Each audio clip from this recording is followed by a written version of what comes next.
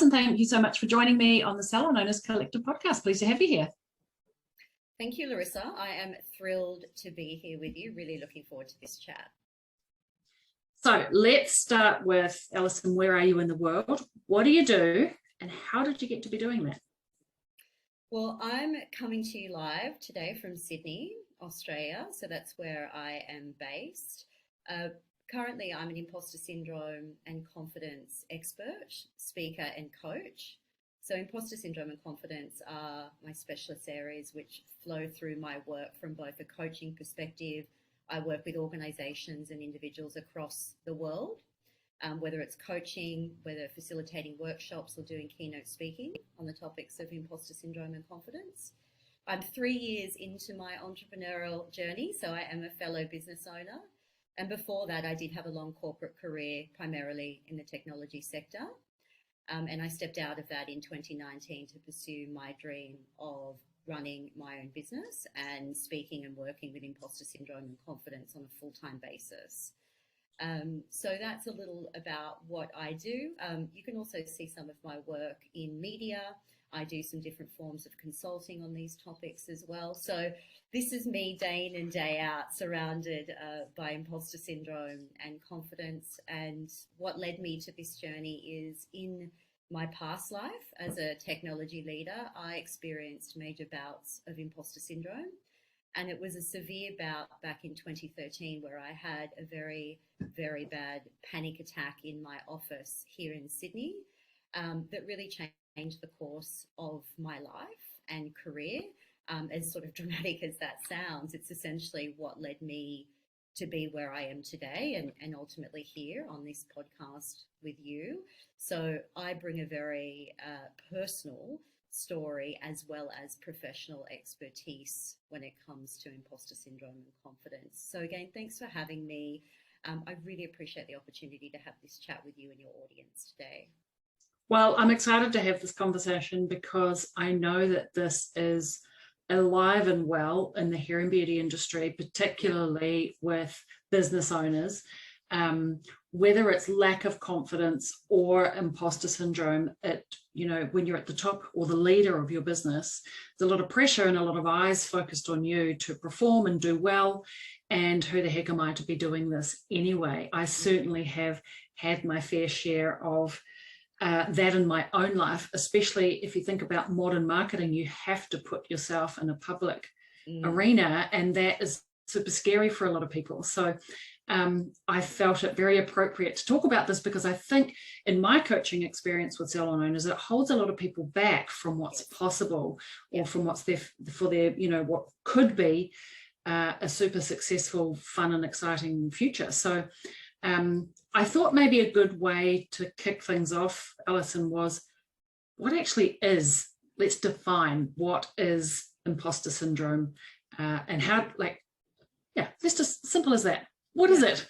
I think it's a very powerful place to start, because imposter syndrome, just before I share the definition, it is something that, especially in particular over the last sort of 5 or 6 years, is being more widely spoken about. And I'm a huge advocate of that, because elevating the conversation allows us to feel less alone in experiencing it and find our way through it. But unfortunately, with that comes a raft of misinformation.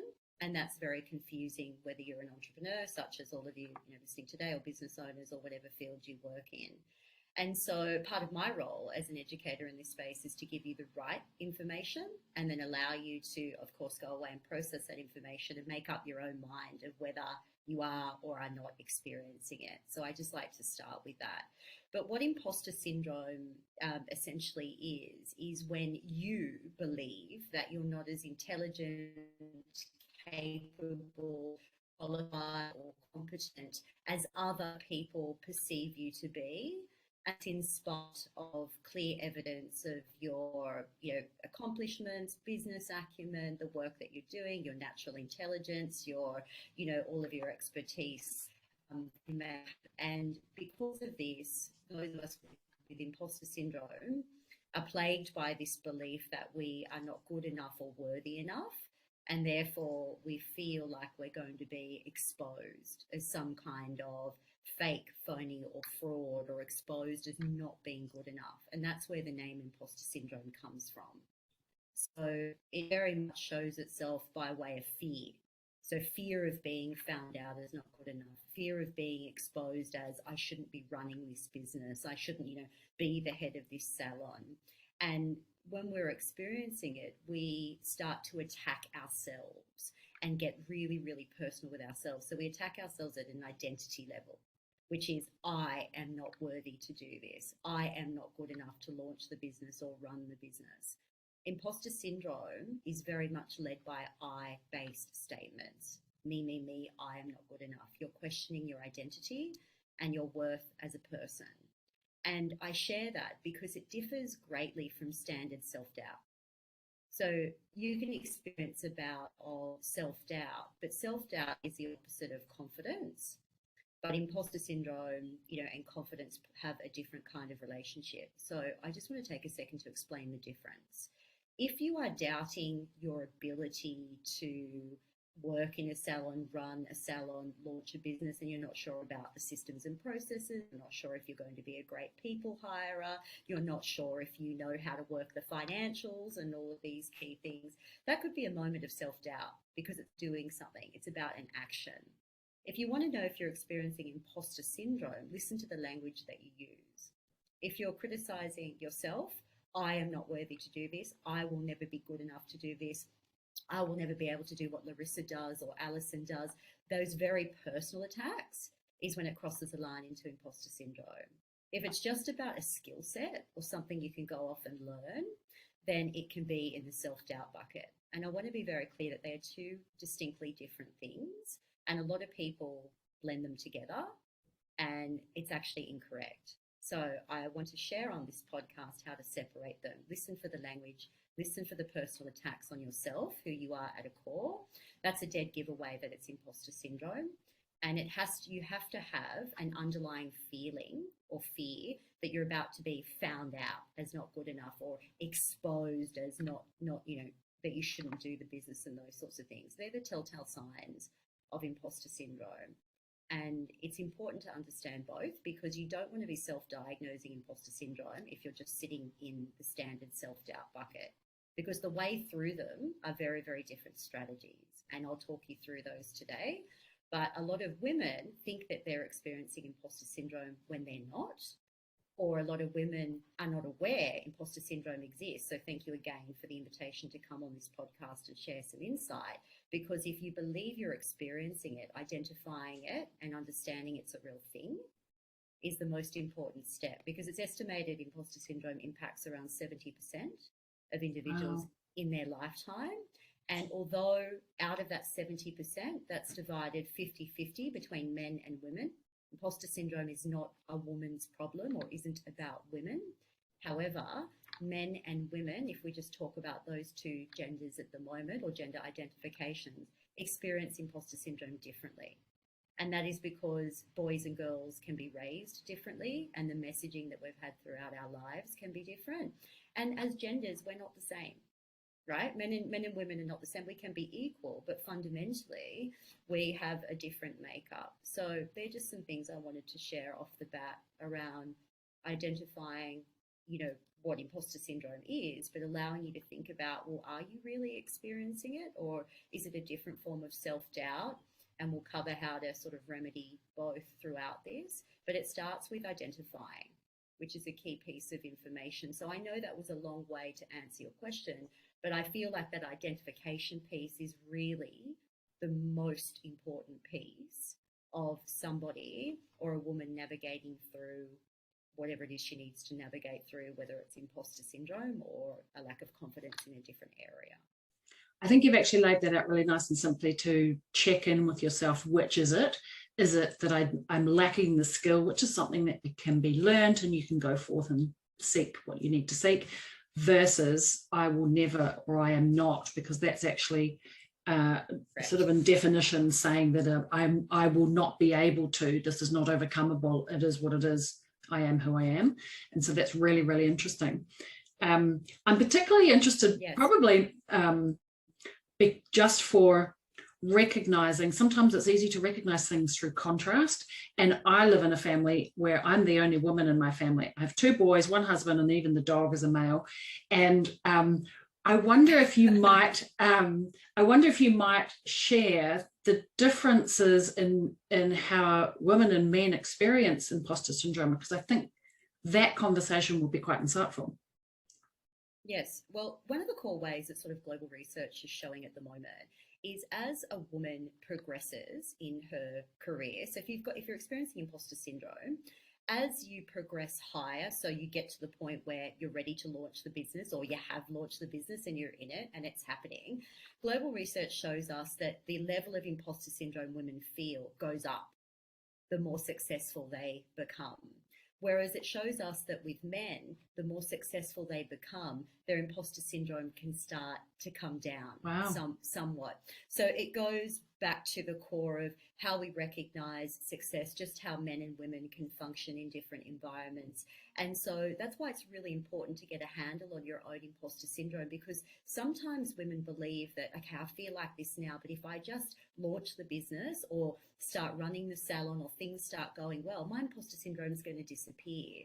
But here's sort of the fact around imposter syndrome. Your success can make it worse. Not actually make it better. And so we think, okay, if I just do this in the business, if I hire the people, if I finally take this chance, it's going to go away.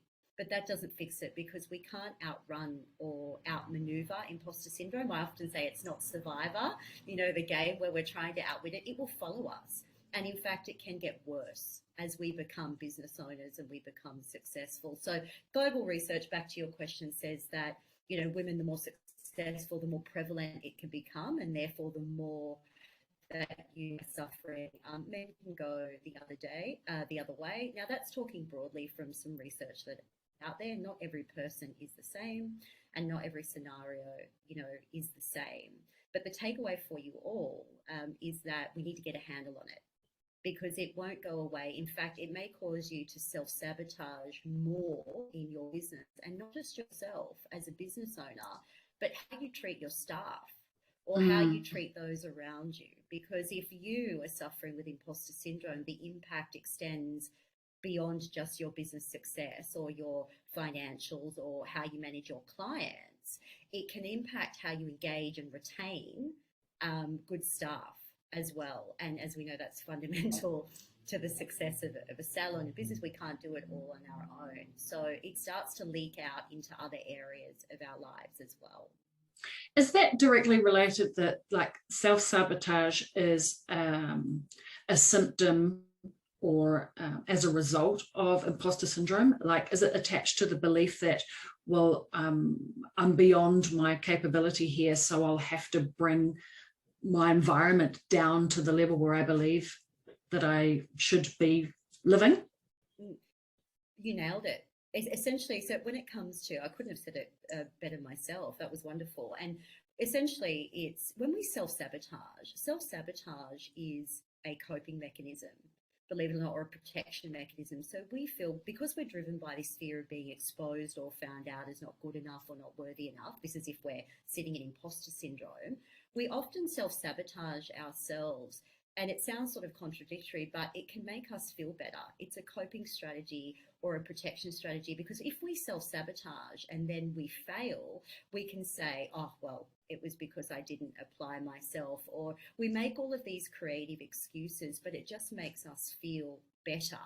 And it keeps us in this cycle of protecting ourselves, self-sabotaging, getting to a certain level, but then we never really get what we want. So it goes on to have broader negative impact. So we feel like we're protecting ourselves. Our brains are designed to keep us safe, but we're not really dealing with the root cause of what the problem is. It's getting to the underlying belief. It's conquering the imposter syndrome so we can stop self-sabotage and actually start taking the confident action we need to take to be successful, right? But self-sabotage is a big symptom of it. How imposter syndrome really surfaces in individuals, I'll give you a couple of ways that people can look out for. So self-sabotage is one of them. But when the sort of core hallmarks of imposter syndrome are, which I've spoken about, that sort of unrelenting feeling that we're about to be exposed or found out. So that's like top of the pyramid. If you have imposter syndrome, you're going to be feeling that. But some of the other things to look out for are a chronic fear of failure. So nobody likes to fail, right? And none of us as business owners want to fail. Nobody wants to fail. But when you don't have imposter syndrome, you know that failure is just part of business, part of life. And if we do, we'll try something different, we'll pivot, we'll do these different things. But if you have imposter syndrome, because you've already got a fear of being found out, failing at any part of your business is a catastrophe. So we catastrophize when we have imposter syndrome. We look at fear and doubt very, very differently, because we look at it on such a heightened scale because we're fearful of being exposed or found out. Another key hallmark is when you have imposter syndrome, a common one is we deflect all of our success to third parties or luck.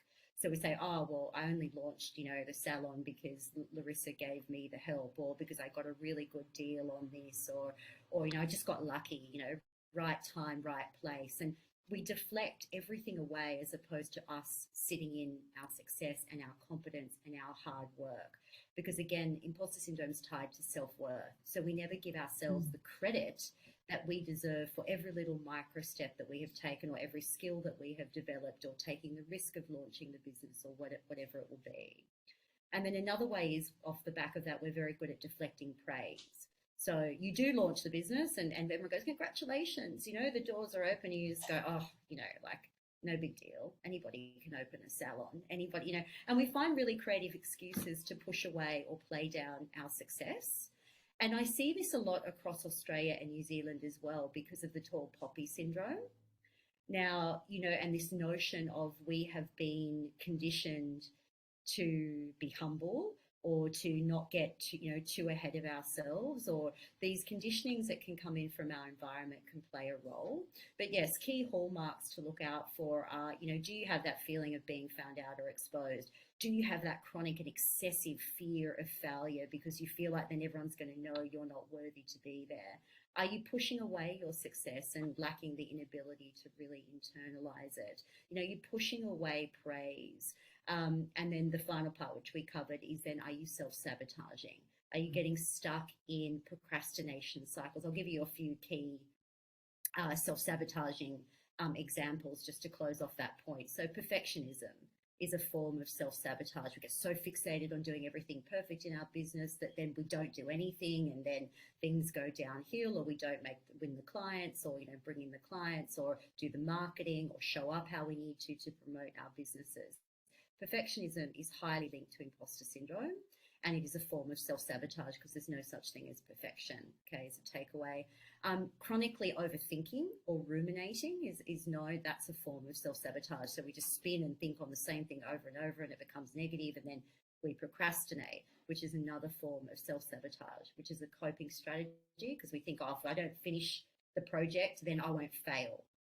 Right, but you're failing anyway. You're failing anyway because you're not doing the action. But it's how you're feeding back to yourself, going, oh, well, if I don't put myself out there, nobody will know. But then I won't fail, so I'll be protected. But of course, you're not protected, because then your business doesn't succeed, so you fail anyway. So there's just a couple of examples of self-sabotage. And the final one I'll share, which is very common in women, and I'm sure a lot of you, for listening, will kind of nod to this one, is we speak really nasty to ourselves. So the negative self-talk, or what's known as the inner critic in our head, she comes out to play, and it feeds that belief of, see, you're not good enough, you're not worthy enough, you'll never do this. And when that dialogue plays on autopilot in our mind, that is a chronic form of self-sabotage. And you don't have to have imposter syndrome to have that negative voice. I want to be very clear with you all. You can be having self-doubt and have an inner critic voice. But when you've got imposter syndrome, the inner critic voice is very personal. It's, again, attacking you at the identity level. It's that, see, you are not good enough. See, you should have never started this business. They're all going to find out that you're stupid, right? That you don't know what you're doing. It gets really, really nasty. And all of us who've experienced imposter syndrome, we know that negative story and that voice. We could, if I got you all to grab a piece of paper and write it down now, I know you all could go, this is what I say to myself each time. So they're the forms of self-sabotage to look out for that, are commonly linked to imposter syndrome. I just was thinking to myself, we're really quite complicated, aren't we, humans? You know, we don't make it simple for ourselves. So I think a lot of people, like you said, will be nodding along and thinking, yeah, I'm experiencing this on some level multiple times a day or a week. Would you be so kind to give us a couple of things that we can take action today, now that we've recognized it and we're realizing that we're living in this? What's something that we can do today to just start the journey of stepping away from this cycle that we're in? Yeah, the most important thing for anyone to do is identify why you are feeling this way. And this can be just a very personal moment where you get your cup of tea or your coffee and you just sit and have a moment to yourself, or you can do it with somebody that you trust. But what I mean by this is all of us who've experienced imposter syndrome have a moment in our past, what I call your origin story. And it was the first moment in our lives. It is predominantly in your childhood or adolescent years is where the seed of this unworthiness is planted. And I want to be clear that it's not your fault. If you experience imposter syndrome, it is not your fault. It is a product of something that happened to you in your past, which was not your fault, that then as you grow up and become an adult, in 70% of us, manifests into imposter syndrome. So we need to move away from self-blame, because it's not your fault, but into self-exploration, so we can get to the crux of where the limiting belief or that I am not worthy started, right? Because knowing that will help you understand how cemented in you it is. Because if you are someone who has suffered with imposter syndrome, let's just call it for years, for 10 years, you might have to do a little bit deeper work to unravel it. Whereas if you're somebody who has worked in a salon, for 10 years and never experienced imposter syndrome, but then decides you want to go and start your own business, and that is when the imposter syndrome comes out, you haven't been stuck in that self-sabotage for as long. So you may be able to move through it faster.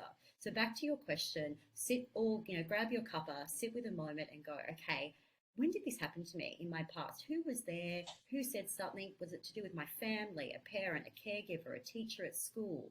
Where did this sort of seed of, not feeling worthy stem from? There's a lot of power in understanding your origin story. That will bring you a lot of peace to go, right, this is where it came from. Okay, I know it's not all in my head.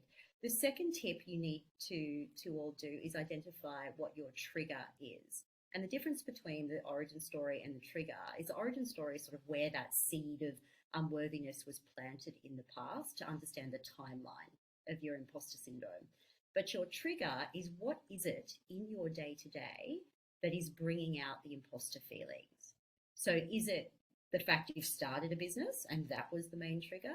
Is it the fact that your business is performing really well and you're thinking, oh God, it's only a matter of time before they all find out I don't know? Is it that you've just hired someone brilliant in your business and you are fearful that this brilliant person, although that's a great thing, are going to expose you as the fraud that you feel that you are, even though that's not true? So I want you to think about the trigger, what's surfacing the imposter syndrome feelings in you. That is very important, because the next step to overcome it, to close out your question, is we have to identify an action to address that trigger, and an action that's not self-sabotage. Because right now, when your imposter syndrome is triggered, what you're doing is acting on self-sabotage, right? You are removing yourself from a situation, you are overthinking a situation, you are trying to be perfect to get through the situation. There are all these things you're doing to sabotage yourself. We must change that action into a more confidence-boosting action. But you can't pick the new action until you understand the trigger and the self-sabotage that you are stuck in. Okay, so it's identifying origin story, then picking the specific trigger that's bringing it out to you at work, who's involved, what's going on. And in that, you're identifying what's self-sabotage. So are you a perfectionist? Are you overthinking? Is the negative self-talk taking over? Are you practicing avoidance, where you're just backing away from everything that's good, which is a form of self-sabotage? Identify that, and then we need to replace the action. So how can you choose something that is more confident to do instead of that self-sabotage, right? Because changing the action is the most critical thing. And you don't have to do it on your own. You can speak to somebody that you trust. You can brainstorm some different actions that you can do. So I'm going to give you some very quick examples here, just in the interest of time. But If you're a perfectionist, there's no such thing as perfection. We must choose progress over perfection. So your question to yourself is, well, what is one incremental step I can take to get the task off my plate, or to get the marketing campaign out, or what is my good enough metric? I don't have to love it, right? I don't have to fall in love with not it, but I have to do something. So what is a better, more positive action?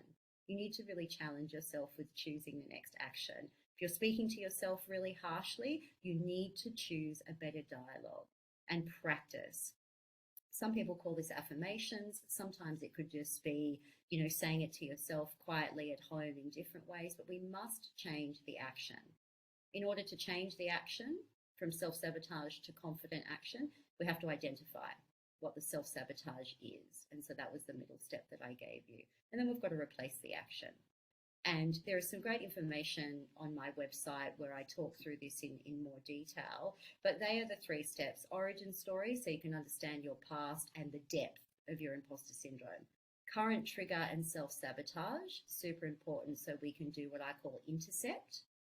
And the third part is choosing a new action, so we can redirect the imposter syndrome, self-sabotage, into a more confident, productive action. So that is the way through imposter syndrome in the models that I use. And you can all do this over and over. Grab your notebook. I recommend write this down. And then the final part, Larissa, is share it with somebody that you trust. So grab your friend, grab you, Larissa, grab someone who go, okay, I've done this little exercise, and now I need to nail this final confident action. And you might know it already, but if you're stuck, ask somebody that you trust that can help you. Larissa, you've got awesome, great content around this. Lean on people who can help you and say, okay, well, I think you should do this, this, and this. It's okay to get help from people. We don't have to figure it all out on our own. But those steps I just shared with you are the framework. That's the framework you need to operate in to overcome imposter syndrome. Those are the critical steps. Yeah, I think that's amazing. And you've broken it down super simply. And I just want to encourage, having been somebody who's been through this, is to just be patient with yourself. Would you say, Alison, like, this is not going to be something that's going to be fixed overnight. This is work in progress over a period of time. And that's something that I've really learned the older that I get, is take your time on it, and don't just try it once and say, oh, I'm fixed now, or I'm not fixed now, that didn't work. But you've got to stick with it for a little while, and a little bit of grace and patience with oneself. Absolutely. That is a fantastic, view of it, and you're exactly right. And even in my own coaching program, so I'll just talk about coaching for a second on imposter syndrome. My coaching programs are designed over a minimum of 12 weeks. And that's when we're dealing with imposter syndrome. And the reason for that, just for everybody listening, is when you are stuck in self-sabotaging cycles, which are caused by imposter syndrome. So any of us who have imposter syndrome, we self-sabotage. It's just a matter of which one of those self-sabotages we're doing. Some of us do multiple. For me, I was stuck in chronic perfectionism cycles, and it caused my anxiety to go through the roof. It led me to clinical burnout 3 times in my previous career, because when you're striving for perfection and perfection doesn't exist, let me tell you, it's a very, very dark and dangerous spiral, and I've been there. And so, it's very important that we understand the self-sabotage that we're in, because it gets cemented into our brains and our behavioral patterns. And so your point about taking time and being kind to ourselves is true, because in order to overcome imposter syndrome, you have to make behavioral changes, and you have to cement them as new habits. And science tells us, in the latest global research, that in order to create and embed a new habit, it takes on average, this is on average, around 86 to 90 days to cement a new habit. Now, my programs are designed over 12 weeks, so I can take you beyond that average time, and we can really cement behavioral change.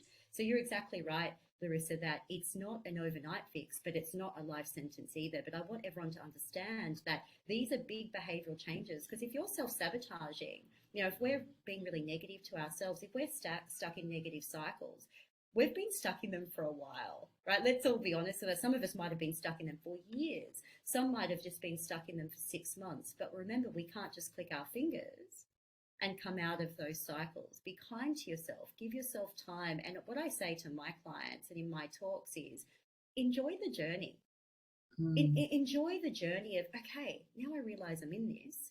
Now I realize I'm not alone and there's a way out of it. So I'm going to soak up here some learnings and some professional development. You know, I'm going to try different things. I'm going to give myself time to adjust. You know, I'm going to release perfectionism and those sorts of things. So embrace the journey is something I wanted to share because it's a growth journey, just like running a business, right? We're all growing and learning as we run our business, or new people come in and things shift all the time. And I know because I've been a business owner for 3 years, right? I know it's not smooth sailing. In fact, it's one of the hardest things you can do. I think all of us resonate with that as business owners, right? It gives us, absolutely. You know, it's a wonderful journey, but it's bloody hard, okay? It's a bloody hard journey, and we must be kind to ourselves and we must be patient because great change takes time. And in a world where we strive for instant gratification, it's important to remind ourselves that some of the greatest things can take some time, and that patience and being kind to yourself and practice and repetition can be one of the most powerful strengths that you possess as a business owner. Don't worry about going fast, just worry about doing the right steps in the right order, because if you do that, I guarantee you will expedite your way through imposter syndrome. Yeah, amazing. Well said. Now, speaking of being a business owner, what would you say is a quote or a mantra or something that keeps you super focused and centered and moving forward? What's something you can share with us?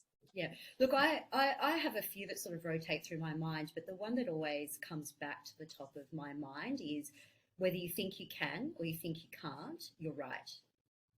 And it feels very relevant. yeah, and it obviously links to what we're saying today. But I've got a vision board here to that. You know, you all can't see it, but it's here in my office, and that's one of the quotes that I have in front of me, because that sort of belief, and it ties into imposter syndrome, because you know it's whether you think you can, but imposter syndrome impacts the way that you think. Because you are thinking and believing, there's a belief there that you're not worthy. You're thinking, I can never do that. I will never be as good as Larissa or the other business owners. I will never be as good as the salon I look up to, right? So whether you think you can or you think you can't, you're right. And there's a real, apart from, I know some of you or a lot of you might be familiar with that quote, but there's a real science behind that, because your brain is designed to keep you safe, right? Keep you alive. And keep you moving. But you, out of all of the thoughts that you have through the day, and it's thousands, the research always changes the statistics of how many thoughts we have a day. It goes from an average of 6,000 thoughts to 20,000 thoughts when you look at different research. But the key stat here is that the majority of your thoughts are negative. So 70 to 80% of the thoughts that we have daily are negative habitual cycles, and that's because our brain is constantly scanning for danger to keep us alive and to keep us moving. So in order to think positively or think with a more open, confident mind, you actually have to consciously try. You have to consciously do it. So reminding yourself that whether you think you can or you think you can't, you're right, reminds you to say, okay, am I stuck? Am I thinking negatively about this? How can I shift this narrative? How can I take a different action? How can I put a more positive spin on this situation, even if it's tough? And I want to be clear, this is not about toxic positivity, because sometimes you're having a really, can I say shit, you're having a really shit day, right? It's a really tough day. Things are going wrong, right? We don't want to go, oh, it's fine, it's fine. We're not talking about talk, but we're going, okay, this has been a really tough day. How can I make tomorrow better? How can I close out the salon tonight on a stronger possible foot? Right? So your thoughts play a vital part, your thoughts and your belief. You need to believe and start thinking that you can overcome imposter syndrome and that you can be as successful, whatever success means to you, salon owner or business owner. Because if you don't think and believe those things, you won't achieve them. And that's why imposter syndrome is about starting at the origin, starting at the belief, what drives the thoughts. If you don't dismantle that, imposter syndrome will pull on your jacket no matter how far you go in your career. Now, Alison, I know you've got some resources for us to get our hands on. Do you want to talk a little bit about that and where we can find them? Yeah, absolutely. So if you want to head, firstly, I'm very easy to find across the web. So alisonshamir.com or Alison Shamir across Instagram, LinkedIn, or my Facebook business page. So please come find me if you would like. I post a lot of free and valuable content across social media. You can do a lot of reading in your own time. Highly recommend going to my website and to the blog section, the blog or media sections. Again, heaps of content there that I have written that gives you far more in-depth. You know, we've chatted today at a really deep level, but that will sort of broaden it out a bit more across the topics. And also in those blogs, there are lots of coaching tips and my recommendations of things that you can do.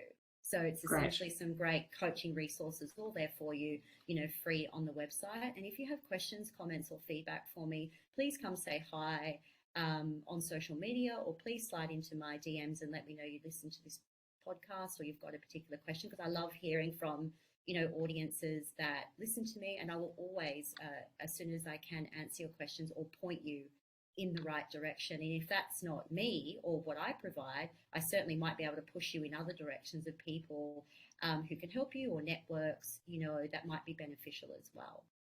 I'll be sure to put the links to all of those resources that you've mentioned on the show notes of this episode. Alison, this has been amazing. I know that this has touched several key points for those that are listening.